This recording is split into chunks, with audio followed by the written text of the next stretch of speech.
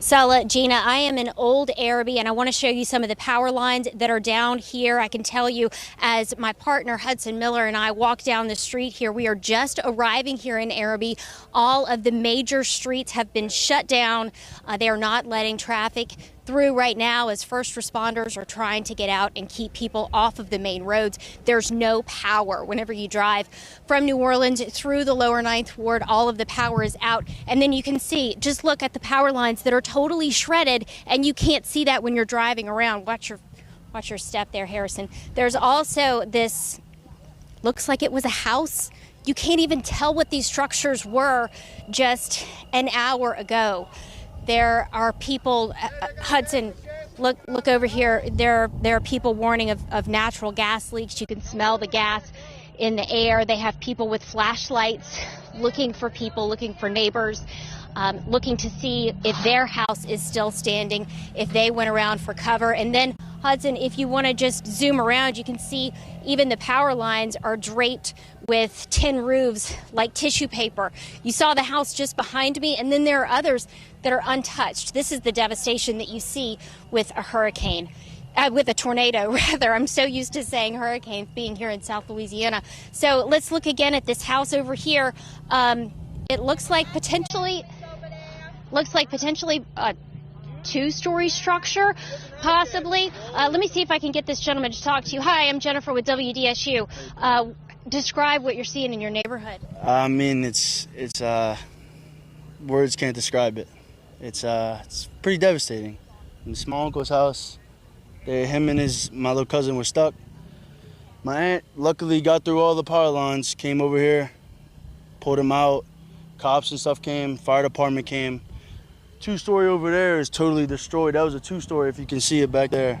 Totally. Are your uncle and your cousin, are they okay? They're actually standing right back there talking to another news company. Were they were trapped? Where exactly? So if you could see this wall right behind it, he was actually going to be in that bathroom, but if you can see where the wall is standing, he chose there, and it's the only thing that's really not touched.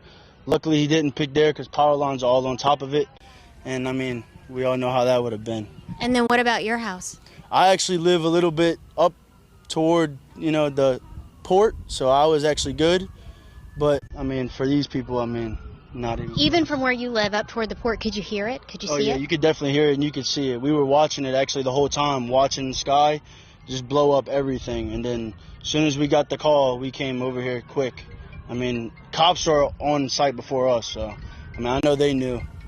And then how was it that your uncle and your cousin were trapped? And you said they were rescued by your aunt? Well, the wall was caved in on them. On top of them? Yeah, well, it wasn't technically on top of them, but it was caved in, so they came in and kind of pulled them out. And other than this house, we just got here. Mm-hmm. Can you describe the destruction in the rest of the neighborhood? Is this the worst that you've seen?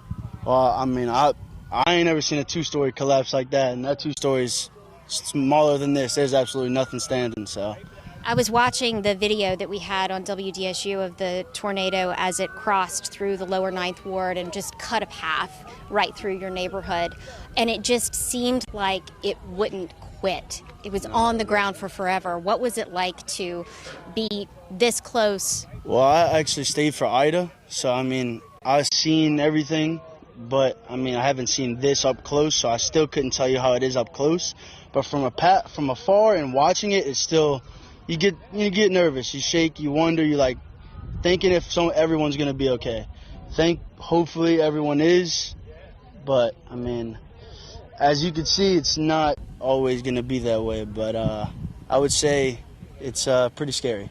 And I didn't even catch your name. It's Egan. Thank you, Egan. I appreciate it. I'm glad your family's all right. Thank you. All right, Hudson and I are going to continue our journey. Thank you so much. We're going to walk down this way and show you some more. We see some power lines down here. Here's another family. Can you guys talk to me just about the damage you're seeing in your neighborhood? Oh, it's horrible. How's your house? My house is fine. I'm about a mile away, but it's devastating right now. Do you know anybody that lives back here? Plenty of people. I just caught a final inspection for one of my houses today, and the house is gone. How are the people that you know? Have you talked to everybody? Have you found them? I haven't really spoke to too many people. Trying to find everybody right now. Stunning. Yes, very. Thank you for talking to me. Can you describe what you have seen?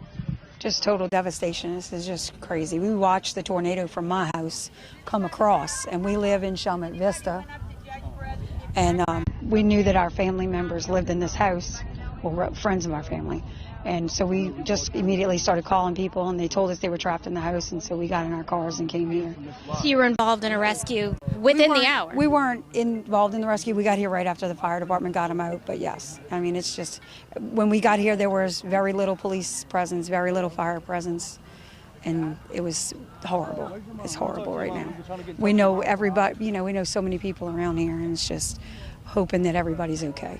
Yeah, it's called Old Araby. It's one of those places where neighborhoods are knitted together through generations. Everybody knows everybody who knows everybody else. Your concern is you look around and it doesn't even look like a place that you've probably known your whole life. I mean, these houses are beautiful homes. Most of them are all brand new in this area right here. A lot of this was just rebuilt. A lot of these houses were just rebuilt from the storm. And, there's a roof lifted off of homes that people just moving into. So, can you describe what it was like seeing the tornado, hearing the tornado? Terrifying. I was freaking out, but I'm a freak out person. But it was terrifying. It was horrible. I mean, we knew that it was going to cause devastation. We just didn't realize it was right. We thought it was traveling along the industrial canal. But when we, started hearing the sirens by our house flowing, and we just knew it was closer than that. And then we started getting phone calls, and we knew it was bad. And then there are the major streets that are cut off right now. They have traffic, power lines down. They don't want people driving on those main streets. We had to park like 6 streets away and run here to get here because it was blocked off. And the power lines were still live when we got here. So it's very sad. Thank you for talking to me. I hope that all your friends and family are all right. Thank you. I appreciate it. So as the power is out throughout, we're going to duck through these power lines here. You see the Atmos Energy crews have arrived now. There is the smell of natural gas and the oil in the air as you see the crews going door to door with their flashlights. They're looking at the damaged homes and trying to see where the gas cutoffs are. That is the next imminent emergency as they move from search and rescue to trying to get the gas cutoff. That is what is happening right now. You can see as Hudson is following the crews there as they go around this brick house that sustained some significant roof damage. It looks like half of the roof was just clawed with an excavator and lifted off, but we know it wasn't an excavator. It was a tornado. But the windows just below that are intact. You can see down the street, you see a heavy light pole that's just been toppled and then disconnected, bent like a twig, and just separated and just left leaning from the ground. That's one of those things that's going to have to be taken down. Guys, we're going to get out of the middle of the street now because we've got some crews that are trying to make their way through, and they've got a much more important job to do than we do right now. So we are going to let that happen, and we're going to come back to you just in a couple of minutes with more live pictures here from Old Araby, where a tornado has just ripped through one of these close-knit communities and left some houses untouched. Others are unrecognizable. I'm Jennifer Crockett. I'll send it back to you.